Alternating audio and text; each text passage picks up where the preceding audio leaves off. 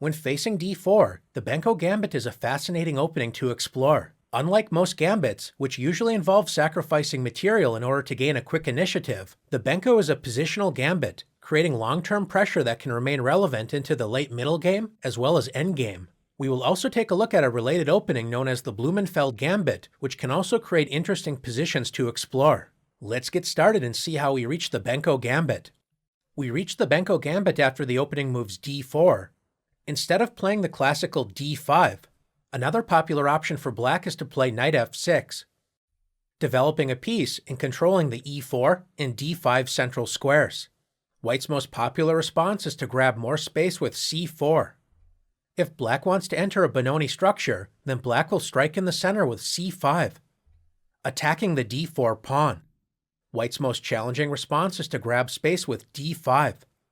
Gaining a central space advantage, black has an important decision to make. How exactly should black challenge white's space advantage? One idea is to play e6, turning the game into the modern Benoni, which is the subject of another video.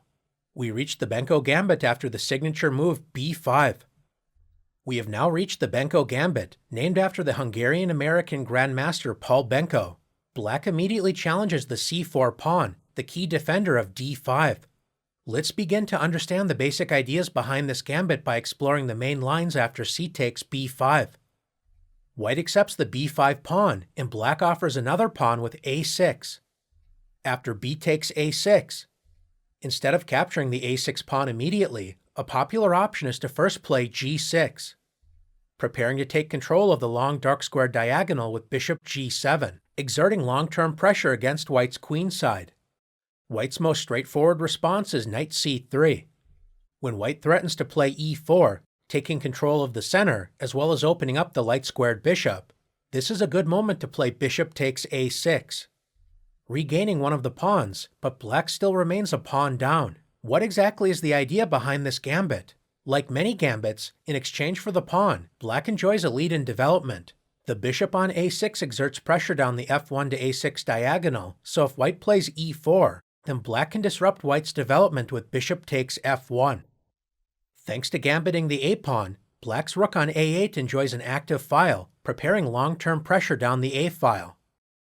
Since black has also opened up the b-file, after castling kingside, the rook on h8 will often move to b8, joining the other rook and adding pressure down the a and b files. By removing the c4 pawn, white's d5 pawn is more sensitive to attack and is a long-term target for black. Now it's white's turn to make an important decision: how to complete kingside development. The most direct response is to take space in the center with e4, supporting the d5 pawn, as well as revealing tension between the light-squared bishops. So this allows black to exchange light-squared bishops with bishop takes f1, king takes f1, preventing white from castling, as well as opening up the a-file for black's rook. After trading bishops, black usually prevents any future e5 and d6 ideas by playing d6, locking the d5 pawn in its place. That being said, white still dreams of achieving a favorable e4 to e5 pawn break. You may wonder if white should willingly enter this line, as the king on f1 does look a bit strange. Many grandmasters choose this path as white from time to time, which is known as the king walk variation. The variation lives up to its name after g3. White is preparing to castle by hand, walking the king to g2, often followed by moving the rook to e1, preparing the e5 pawn break. Both sides typically continue to develop with bishop g7, activating the bishop on the long diagonal, a key piece that not only helps defend the king, but it also creates long-term pressure against white's queenside dark squares. White's king completes its kingside stroll with king g2. When black's king chooses a more direct path by castling, both sides now develop their knights to sensible squares with knight f3 and knight b to d7. Black's pawn chain from e7 to c5 points toward the queenside, and it's no surprise that a common setup for black is to play queen a5, followed by rook f to b8, creating heavy major piece pressure on the queenside. Since black has incredible pressure on the queenside, white will often seek to open lines in the center, as well as the kingside, especially with e4 to e5, opening up lines and disrupting black's central pawn chain. One idea is to play rook e1, preparing e5, but black can create interesting complications with knight g4, discouraging e5, as well as opening up the dark-squared bishop. Since knight g4 can often be a useful idea for black, one idea is to prevent this move with h3, preventing knight g4, so this helps white prepare rook e1 and e5. When in doubt in the Benko Gambit, in most positions, black can create counterplay with queen a5 and rook f to b8. This position is no exception, but an interesting idea is the rook lift rook a6. This move supports the 6th rank and prepares to meet rook e1 with queen a8, aligning the queen on the same diagonal as the enemy king. So opening up the diagonal with e5 may not be a wise decision. One sample line is queen c2, reinforcing the e4 pawn as well as the knight on c3. Now that the queen is out of the way, a natural response is rook f to b8, increasing pressure down the queen side. Grandmaster Pavel Tregobov, an experienced Benko Gambit player, decided to first play knight b6. This knight on b6 is a very flexible piece. From b6 it adds pressure against d5. It sometimes jumps into the c4 square, adding pressure against the b2 pawn, especially in conjunction with the dark-squared bishop. Another popular idea is to offer a trade of knights with knight a4, trying to soften up squares on the queen side for black's major pieces to pressure. We'll see another possible point behind this move in a moment. His opponent, Grandmaster Pavel Elyanov, reinforced the queen side with rook e2, supporting the 2nd rank, anticipating long-term pressure against the b2 and a2 pawns. Black continued with the thematic rook b8. Black's pieces have a magnetic attraction toward the queen side, preparing long-term positional pressure. White's rook on a1 is usually uncomfortable being under the constant watch of black's dark-squared bishop on the long diagonal, so a typical response is rook b1. This rook also escapes the pressure on the a-file at the expense of removing a protector of the a2 pawn.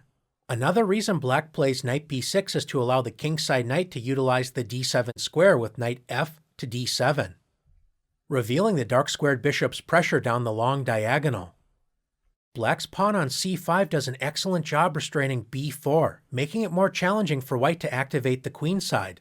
So an important positional threat white must keep in mind is c4, clamping down on the light squares. If c4 is allowed, black can play knight c5, making it difficult for the b2 pawn to advance, while also eyeing the juicy d3 square. White anticipates this possibility by playing b3, adding protection to the c4 square, while also revealing the queen and rook's protection of the a2 pawn. In this typical Benko position, black has several ideas, including activating the knight with knight e5, play as Grandmaster Tregobov did with rook c8, which ultimately resulted in a draw. But black should be in no rush to regain the pawn with bishop takes c3. Giving up your dark-squared bishop in the Benko is a decision that never should be made lightly, as it is an excellent source of queenside counterplay, and it also helps keep the king secure. White now allows black to enter a series of exchanges with queen takes c3, rook takes a2, rook takes a2, and queen takes a2. Black has regained the pawn for the moment, but must now pay the price for weakened dark squares after bishop b2, threatening queen g7 checkmate. Black can block the long diagonal with f6, but this allows white to confront black's wayward queen with rook a1. When black is forced to play knight takes d5, leading to an inferior ending down material. Instead of playing h3 or rook e1, white can also grab space on the queen side with a4. Advancing the a-pawn can make it more difficult to achieve b4, liberating white's backward b-pawn, but grabbing space on the queen side can create some interesting play. The typical queen a5 can run into bishop d2, when the a4 pawn helps support a future knight b5, discovering an attack against the queen. Black usually prefers to play queen b6, activating the queen on the b-file. A useful idea for white is to centralize the queen with queen e2, supporting the center as well as the queen side, after black's natural rook f to b8. World champion Magnus Carlsen, a player with experience on both sides of the Benko Gambit, closed the b-file with knight b5, an interesting idea to explore as a way to limit black's queenside pressure. Grandmaster Hikaru Nakamura, playing white, demonstrated another instructive idea with bishop d2. setting up a trap, inviting black to play queen takes b2, when black's courageous queen will not return after rook h to b1, queen to c2, and knight e1, trapping the enemy queen. Instead of falling for the trap, his experienced opponent, Grandmaster Victor Boligan, played knight e8. The knight prepares to travel to the queen side, while also revealing the dark-squared bishop's pressure down the long diagonal. Hikaru continued with rook h to b1, completing development while supporting the vulnerable b2 pawn. Black's knight continued its journey with knight c7, adding pressure against white's pawn on d5, when white responded with the instructive knight d1. This multi-purpose move opens up the dark-squared bishop, which supports a future a5 advance. The bishop can also limit black's counterplay with bishop c3, neutralizing black's active dark-squared bishop.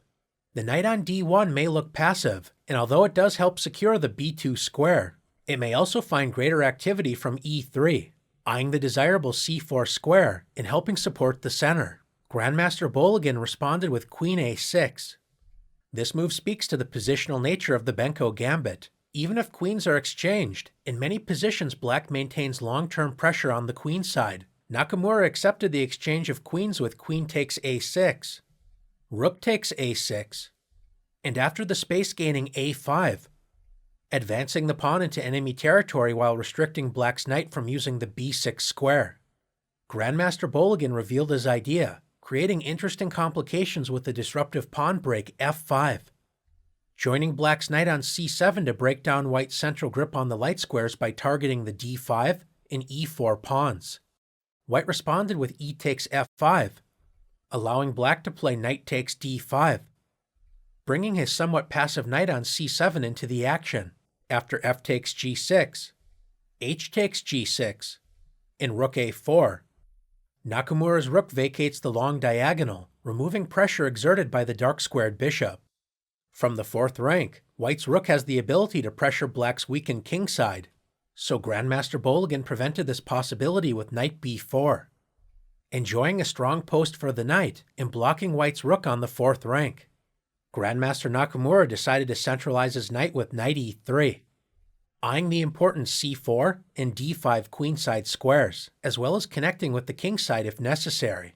We have reached a typical Benko position in which black remains down a pawn, but black's pieces also remain active on the queen side, not making it easy for white to make progress on that side of the board.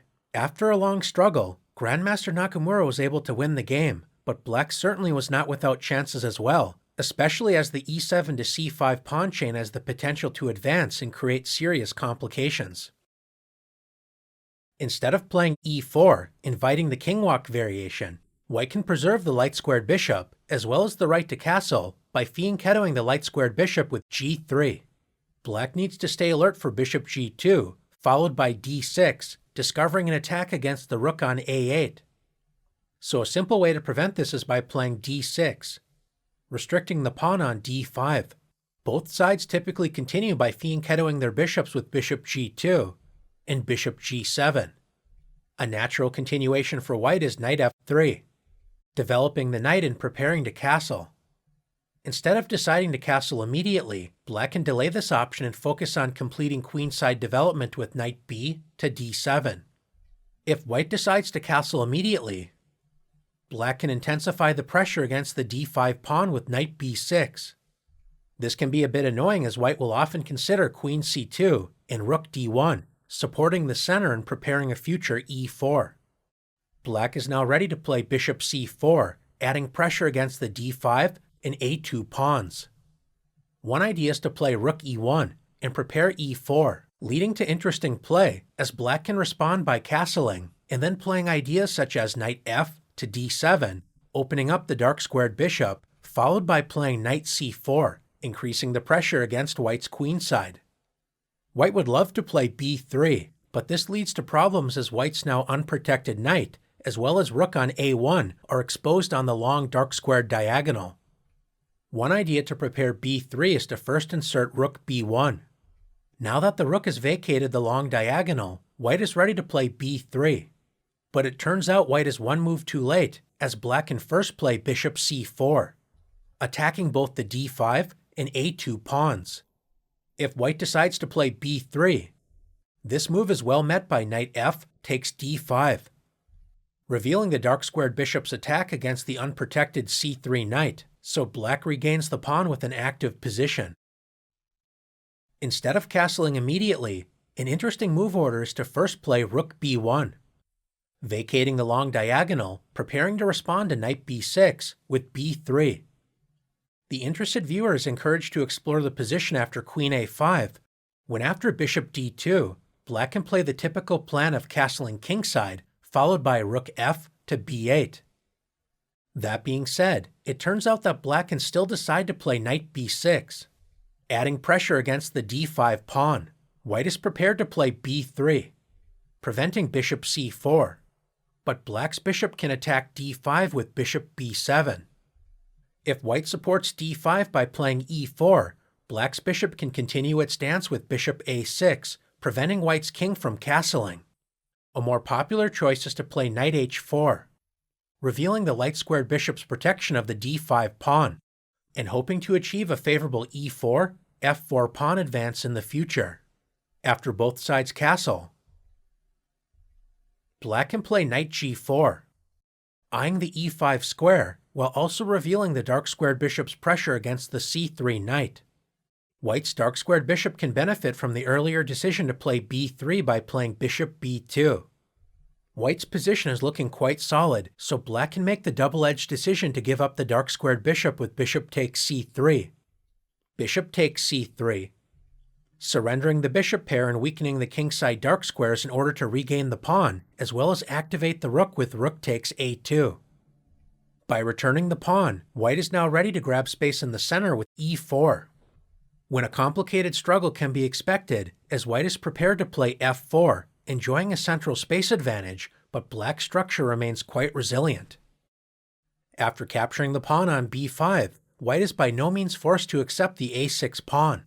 A popular way to decline the gambit is by keeping the a-file closed with b6. By returning the pawn, white decides to prevent black from gaining two open files on the queen side. Since there isn't a bishop on a6, one of white's key ideas is to quickly play knight c3, followed by e4, grabbing more space in the center. One idea is to capture the pawn immediately with queen takes b6. Another option is to play d6, blockading the center, completing kingside development, and then playing knight b to d7, eventually regaining the pawn with knight takes b6, adding more pressure against d5 in the process. Another dynamic option worth exploring is confronting white's center immediately with e6. Since d takes e6 allows black to take over the center with f takes e6, white usually defends the pawn with knight c3. One idea for black is to increase the tension in the center with bishop b7. And international master John Bartholomew played the forcing sequence knight takes d5, inviting the exchanges knight takes d5, e takes d5, and queen takes d5. White centralizes the queen and threatens the rook on a8, so black responded with knight c6. John's opponent, Grandmaster Alexander Shabalov, known for his creative attacking play, did not hesitate to play actively with e4, taking space and preparing to attack f7 with bishop c4. Black prepared to evacuate the king from the center with bishop e7, responding to bishop c4 with kingside castling. White continued to develop and also prepared kingside castling with knight f3. Since the rook on a8 is deprived of its normal Benko counterplay down the a-file, Bartholomew decided to shift his counterplay to the b-file with rook b8. After Shabalov castled, black collected the pawn with rook takes b6, creating counterplay down the b-file. In the game, white decided to play queen h5, adding pressure against black's kingside, when after some adventures the game ended in a draw. But perhaps an even more challenging idea was knight g5, increasing the pressure against f7, provoking the somewhat awkward but solid queen e8. In this case, white's position does appear more comfortable to play, but black is certainly not without resources as well. Another way to decline the gambit on a6 is to play the modest-looking e3. White simply protects the b5 pawn and prepares to complete kingside development. Black has several interesting ideas to consider, including g6, bishop b7, and even e6. The e3 variation can prove annoying to some Benko players, as it appears white is containing black's most active queenside ideas, but Grandmaster Sam Shanklin demonstrated black's chances for counterplay with the most active response, a takes b5. Opening up the a file for the rook, and preparing to meet bishop takes b5, with queen a5 check, forcing white to self-pin the knight with knight c3. Black intensified the pressure against the center with bishop b7, when white responded with the crafty bishop d2, unpinning the knight on c3. It's important for black to avoid the greedy knight takes d5, which is refuted by knight takes d5, capturing the knight and discovering an attack against the queen, preparing to meet queen takes b5, with knight c7 check, forking the king and queen. Instead of falling for the trap, Grandmaster Shanklin moved the queen to safety with queen b6, maintaining pressure against the light-squared bishop. One interesting idea for white is to play knight f3, allowing black to regain the pawn with knight takes d5, followed by anchoring the bishop with a4, creating a solid position for white. Grandmaster Shanklin's opponent continued with queen b3, supporting the d5 pawn, as well as the light-squared bishop. Shanklin countered white's central grip with e6, taking advantage of the pinned d5 pawn, as d takes e6 would allow bishop takes g2. White sensibly decided to reinforce the center with e4. It looks like white is doing an excellent job containing black's counterplay, and if black does not respond energetically against the central bind, white will enjoy a significant advantage. Instead of playing passively, Grandmaster Shanklin unleashed the tactical bomb, knight takes e4, removing a key defender of the d5 pawn. So after knight takes e4, black was able to double attack white's queen and knight with bishop takes d5. White's queen attempted to protect both the light-squared bishop as well as the knight with queen d3. Sam continued to assault white's light squares with f5. When after the knight retreated to g3, he was able to regain his sacrificed material with bishop takes g2, followed by bishop takes h1, giving up 2 minor pieces in exchange for a rook and 2 pawns. In addition to the material imbalance, black enjoys a superior pawn structure, which is especially relevant as white will have issues securing the king. Grandmaster Shanklin was able to utilize his active pieces and exploited the vulnerable white king, winning an instructive game. Instead of capturing the b5 pawn, white can consider playing anti-Benko lines such as a4, as well as queen c2. One popular anti-Benko line is knight f3. White simply ignores black's pressure against the c4 pawn, preparing to meet b takes c4 with knight c3, gaining a strong central advantage after an eventual e4. One sensible response for black is bishop b7, adding more pressure against white's center. But black can also create complications with the dynamic response e6, turning the game into the sharp Blumenfeld gambit. Black invites white to gain a pawn after d takes e6. When after f takes e6, white officially accepts the gambit with c takes b5. Unlike the Benko Gambit that focuses on opening up the queen side with an early a6, the Blumenfeld Gambit focuses on attacking chances in the center, as well as the king side, starting with d5, gaining more control in the center. The potential behind the Blumenfeld Gambit was revealed by world champion Alexander Elyekin. His opponent, Grandmaster Tarash, responded with the sensible e3. White secures the d4 square, preparing to continue development with knight c3. Elyekin focused on rapid development with bishop d6. White developed the other knight with knight c3. Black took the opportunity to castle the king. Not only does black castle the king, the rook on f8 will become an important attacking piece, taking advantage of the f-file. White continued with the modest but sensible developing move bishop e2. Black supported the center and focused on active development with bishop b7. In exchange for a pawn, black's lead in development, more active pieces, and central space advantage provides more than sufficient compensation. Elyekin continued with the direct plan of knight b to d7, queen e7, and then expanding in the center with e5. Black's energetic attacking play went on to win an impressive game, inspiring many players to explore the Blumenfeld Gambit more seriously. Although accepting the pawn is by no means a bad choice, it does demand quite a bit of accuracy from white. Instead of accepting the pawn, an active way to challenge the Blumenfeld is with bishop g5. pinning the knight on f6, so if black plays b takes c4, white can immediately play e4 or prepare it first with knight c3. In either case, white has a strong grip on the center with active development, so this is a line black wants to avoid. Instead of capturing the pawn on c4, a more reliable choice for black is to capture the pawn on d5. After c takes d5, black usually plays d6, cementing the central structure in place. White can respond with the direct e4, taking space in the center, supporting the d5 pawn, as well as threatening bishop takes b5 check. Black can reinforce the b5 pawn with a6, when white strikes against black's advanced queenside with a4, adding pressure against b5 and trying to provoke b4, weakening the c4 square, which would be an excellent post for a knight. Instead of reacting to white's queenside pressure, black can play bishop e7, unpinning the knight, so knight takes e4 has to be kept in mind. Supporting the center with bishop d3 is a somewhat rare move that is worth exploring, but white typically decides to remove the tension against the central pawns with the exchange bishop takes f6, bishop takes f6. White's central pawns are under less pressure for the time being, but black's active dark-squared bishop adds serious pressure down the long diagonal. One common line is a takes b5, capturing a pawn as well as opening up the a-file for the rook, when black typically responds with bishop takes b2, regaining the pawn and attacking the rook, and responding to rook a2, with bishop f6. A simple and direct choice is to support the center with bishop d3.